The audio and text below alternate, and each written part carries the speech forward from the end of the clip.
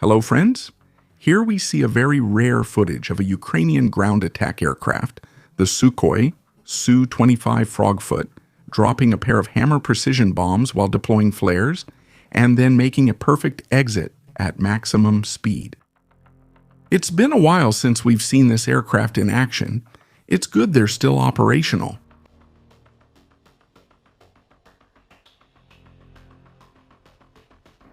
I never get tired of seeing how the Defender's Army Aviation helicopters launch attacks against the invaders using rockets. I'm also surprised by the number of missions they carry out, from evacuating the wounded to transport, resupply, and air defense. I just wish that these brave pilots and crews would finally receive a few dozen modern helicopters, like the Black Hawk or Super Puma.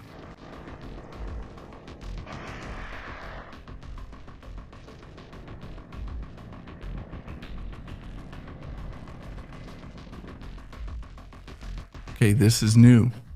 A couple of invaders are enjoying a free ride to their position on top of a ground drone, OMIC-2, designed to perform logistics and support tasks at the front.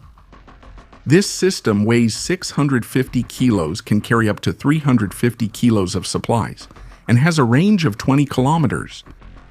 I'm not sure if it's operated remotely or if one of the orcs is driving it. Either way, I doubt it will matter when the Mosquito drones arrive. At first, it seems to be used as a support vehicle at the infantry squad level, transporting groups of up to 4 invaders. They even mount anti-drone cages on them for extra protection. Now we will see the full recording of a battle between a Ukrainian ground combat drone, droid TW-12.7, equipped with a Browning M2 550 machine gun, which was being tested in a frontline area. When it spots something large far away, it moves closer. And the Russian infantry it was carrying even had their flashlights on, very discreet. Taking advantage of the presence of a target, the drone opened fire with its main weapon, thinking the Russians would retreat when faced with resistance. But no, the vehicle kept moving toward the robot, at which point its operators realized it was a Russian MTLB armored tractor. The infantry had already jumped out of the vehicle, but it kept getting closer.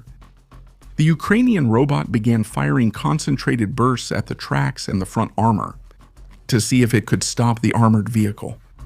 The impacts where the ammunition penetrated the hull of the MTLB can be clearly seen, but it still kept moving toward it. So now it opened up with a burst from its machine gun, whose bullets literally riddled Ivan's armored vehicle, as can be clearly seen in the footage. Finally, the armored vehicle almost ran over the drone, which had to move aside. After that, it turned and started firing at the MTLB again, where surely there was no one left alive. At that moment, the operator begins to withdraw the drone while continuing to fire at the invaders. The first time we saw this video, the quality was terrible. That's why I decided to share this extraordinarily high-quality footage with you. First time a drone riddles a crewed armored vehicle in combat.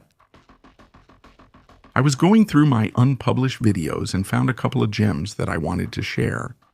In this case, a team of 4 Ukrainian soldiers encounters an infantry fighting vehicle from the immobile horde, so they coordinate to make sure the crew has been properly promoted to good Russians. To do this, one of them opens the rear door to fire a couple of bursts by way of welcome. When they're satisfied that the invaders on board no longer feel like playing at Invasion, they continue on with their patrol. Remarkable footage recalling the days when Ivan still had armored vehicles.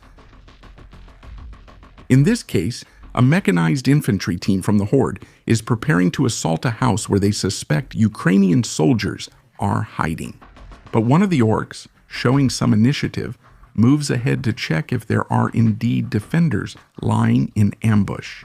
Too bad he didn't warn the guys in the armored vehicle, who sent him to purgatory with a single shot from their main weapon. At least now, they'll have more space to stretch their legs in the vehicle. Back to the present. The Unmanned Systems Battalion of the 42nd Mechanized Brigade released a remarkable video featuring some of the most notable neutralizations from the past week. starting by neutralizing the invading infantry, advancing on ATVs and on foot.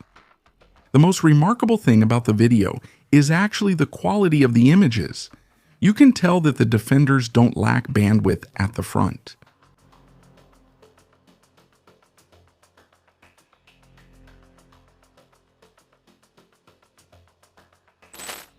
Here we have two invaders who stop to enjoy an idyllic moment of rest and peace while they light a cigarette, dreaming about that riverside property that Butler promised each of them when they conquer Kidd. But this peaceful scene is interrupted when a mosquito from Machiar's birds joins the conversation. Moral of the story: smoking is bad for your health. In this footage from the Brave One program, we can see how mosquito drone operators from the Alpha team of the Special Forces neutralize a team of Horde operators who were detected operating inside an abandoned workshop near the front. These orcs are priority targets within the Army of Drones point system, which assigns double points for taking out a Z operator compared to those assigned for an infantry orc. With a single hit, both the operator and the Molnia drone he was preparing to launch were disabled. In February 2026, operators from the Special Unit Primary, or GHOSTs, of the Defense Intelligence Directorate of Ukraine carried out a series of long-range drone attacks against the air surveillance radar network of the Horde in Crimea. These targeted operations managed to neutralize 7 high-value air surveillance and electronic warfare assets, which significantly weakened the occupiers' ability to detect Ukrainian aerial threats, coordinate their air defenses, and guide their Shahed kamikaze drones against Ukrainian cities and positions. Among the disabled systems are a radar, a low-altitude detection radar, a radar, and an early warning radar. An early warning radar. A mobile radar station, a radar landing guidance system, a ground relay station for the Shahed, attack drone fleet, and an electronic jamming station. For several weeks now, the primary group has been extremely quiet, which is very unusual for them, but I have the impression that they must be preparing something interesting to surprise Ivan in the coming days. This is concerning. On April 10th, a video was released of a Russian drone with an unusual design that had been shot down by Ukrainian defenses.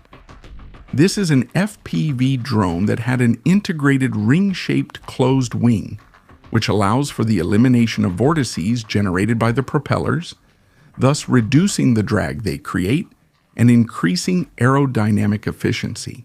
This triples the drone's range without any further device modifications. So now Ivan's regular drones, instead of having a range of 15 kilometers, can fly up to 50 kilometers while carrying the same combat payload. But this is where things get interesting, because in order to fly these upgraded drones, you need to have extraordinarily sophisticated flight control systems.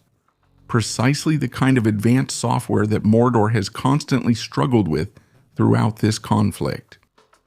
We'll have to see if this model becomes widespread, or if the challenge is too great for the Zed engineers. This is a sad story of sacrifice, as this Brazilian father traveled more than 10,000 kilometers to reach Elbib so he could visit the grave of his son, who was a volunteer in the armed forces of Ukraine. Luis Felipe Toledo Porto died at the end of 2025 while defending Ukraine near the village of Velikomikhaylivka in the Dnipropetrovsk region. His father, Luis Toledo, pointed out that traveling to Ukraine was a conscious decision made by his son, as he felt he had to fight for justice. The city authorities presented the father with the honorary medal of St. George, and he, in gratitude and as a sign of appreciation to the city where his son rests, gave them the flag of his own city, Tirasopolis.